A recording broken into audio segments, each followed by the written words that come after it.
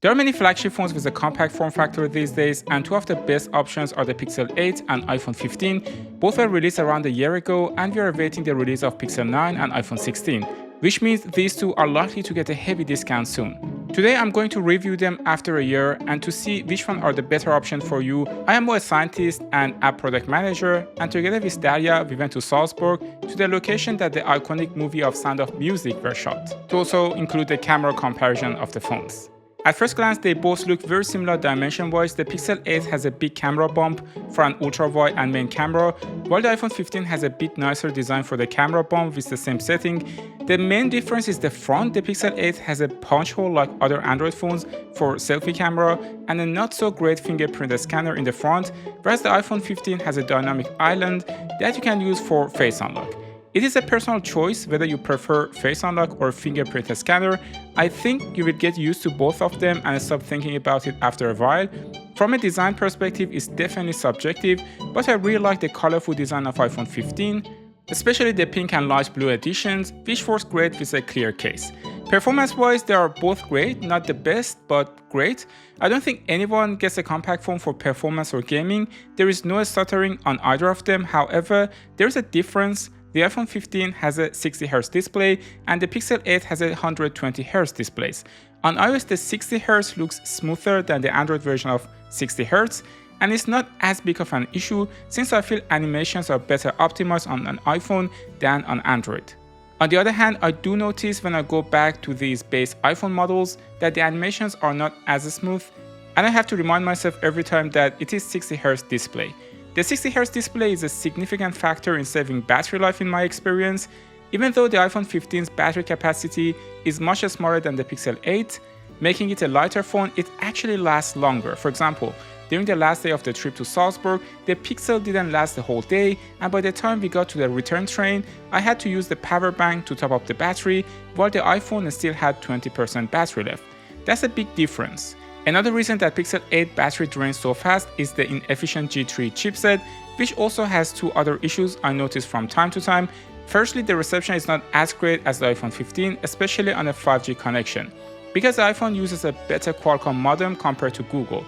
Secondly, when taking videos and pictures in summer, I noticed the Pixel 8 gets hotter compared to iPhone 15, even though the iPhone 15 also tends to run hot if you take videos in summer due to the smaller form factor. In general, it seems like the iPhone 15 is better hardware-wise if we don't consider the 60Hz display, but what the Pixel shines in my opinion, is the software. I'm running Android 15 on the Pixel 8. The big advantage of Android is multitasking. You can run multiple apps side by side easily, something you cannot do on an iPhone. Additionally, there are some nice perks like the circle to search, and the customization is superior on Android compared to iOS. It looks like the iPhone is always trying to catch up, but it usually is a step or two behind Android. And on the Pixel, you can always get the latest version of Android, even the beta releases. Another thing that bothers me a lot on iOS is the lack of consistent back gestures, making navigation difficult since it varies between apps and even with the same apps. Also, the camera apps never remembers your last setting, so each time I reopen the app I have to change it again, which sometimes results in me forgetting to do so, and for example taking a video in 30 frames per second when I wanted to do 60 frames per second. This brings me to the camera comparison. Since it's been a year, both of them have probably received all the firmware updates they needed, and we can do a proper camera comparison of the two. As I mentioned, we did a camera comparison in Salzburg in the garden where The Sound of Music was filmed. Right off the bat, I should tell you both phones do a great job taking photos and videos, and you cannot go wrong with either of them, but there are noticeable differences. The stabilization on iPhone is absolutely awesome, probably the best among the smartphones right now. If I'm wrong, feel free to mention better phones with superior stabilization in the comments. The stabilization on the Pixel is not that bad by any measures, it's great too. However, in my opinion, the iPhone is in a class of its own. Even though the footage looks shaky while filming, I'm always surprised by how well the software and hardware works together when I watch it in the gallery. It feels like I'm shooting on a gimbal. Both phones have similar portrait modes for both video and photo. These modes create an artificial depth of field by blurring the background. Usually, you need a lens with a low aperture number like 1.8 to achieve this effect, even though smartphone lenses in theory are 1.8, in reality, because the sensor is smaller, it is more equivalent to f8, which is too high to create a real bokeh effect. Both phones do a nice job creating bokeh, and they are not overly aggressive in computational photography. The Pixel, in my opinion, has a more natural skin tone. Color accuracy is another important topic for me, and it's one of the reasons I believe Pixel phones are superior to iPhone and Samsung. Phones tend to saturate the pictures. As a reference, I took this shot with my Sony FX30 and manually set the white balance to represent the shot as close to reality as possible.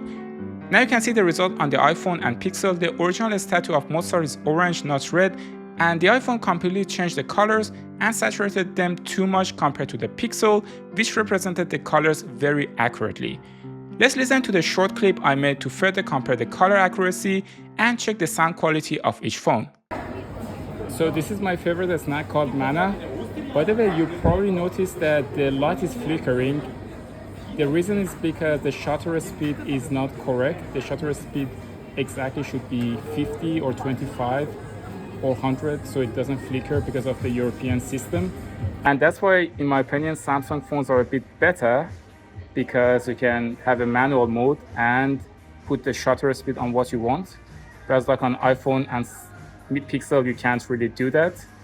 And the light flickers when you are outdoors and the shutter speed is actually high.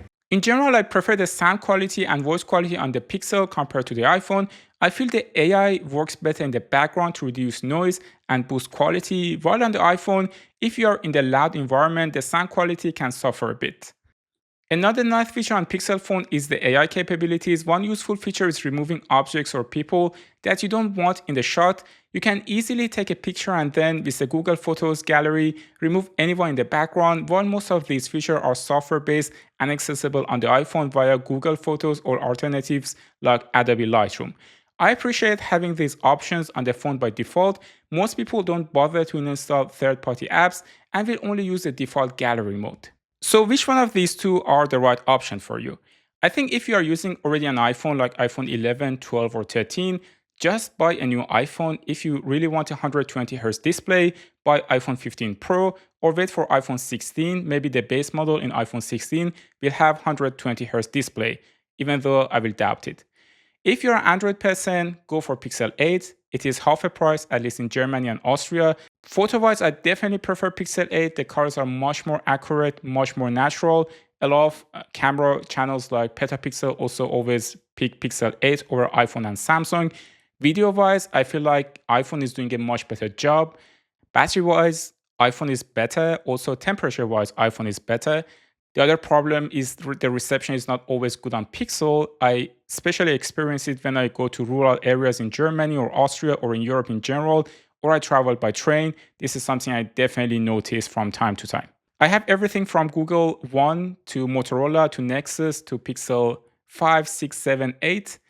And I can tell you, Pixel somehow misses on quality assurance, whereas like iPhone, you know what you're getting out of it. The quality usually is very consistent over the generations, and I never had a problem with it. Whereas in Google, there's a lot of reports on forums and Reddits that people has weird issues with a certain unit, and also the return rate of Pixel phones are quite high. That said, I personally really love Pixel phones because you always get the latest Android.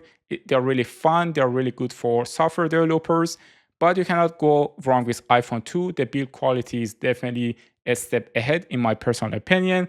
And also the resale value is high and you know what you are getting. I hope that you like this video. I also did a comparison of Pixel 8 versus Samsung Galaxy S24 after 6 months of release, which you can watch next and is popping up here right now. Thanks for tuning into Tecmo, and I will see you in the next one.